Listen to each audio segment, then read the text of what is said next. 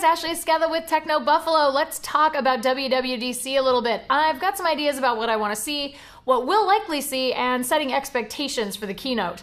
Well, my wish list is always the same with Apple, all the things at once. It's been almost a year since we've seen a new piece of hardware, so I want to see all the new stuff, but we won't get that. But if I whittle out all the things we're expecting to see, like a Retina 13-inch MacBook Pro, I'd really love to see a new Mac Pro from Apple. But that's a little far-fetched. Of course, the fabled iWatch is the unicorn everyone's hoping to see at WWDC, so I'm curious if Apple will take the time to announce it here. It would make for one heck of a one more thing. And developers will be on hand to check it out and learn about developing for it in any of WWDC's workshops. Unfortunately, the iWatch might be one of those insanely great products Apple wants to give its own event to, so that's probably unlikely. Boo. As for software changes, I think the biggest hope is that Tim Cook sticks to his guns with what he said at D11 and opens up Apple more in terms of their API.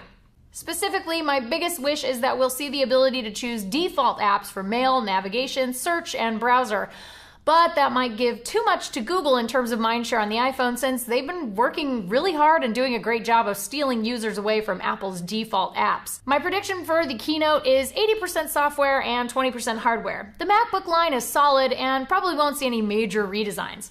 It's kind of like a Porsche. You don't need standalone events to announce new models every year. You just tweak everything slightly to improve performance and let people enjoy the good design.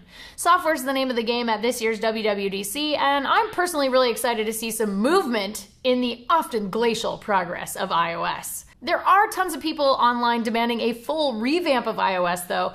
Unfortunately, software design changes have two inherent issues with that whole full redesign thing. Number one, they freak out legacy users who aren't tech fiends like we are, and those people would panic if one day they updated their iPhone to find a whole new interface that scared and confused them.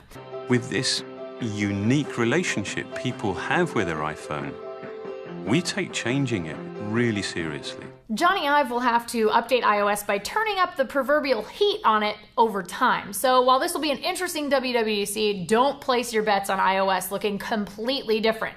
Sure, we will see changes and it'll probably be a little flatter, but it's not going to suddenly look like Android tomorrow. Number two, software design takes time. And as we all know, Johnny Ive is a perfectionist and he will not launch hardware or software until he feels it's ready. If there's one thing we're all sure of, it's that Apple's keynote will have that same mixture of expected launches, fresh updates, and one or two surprises.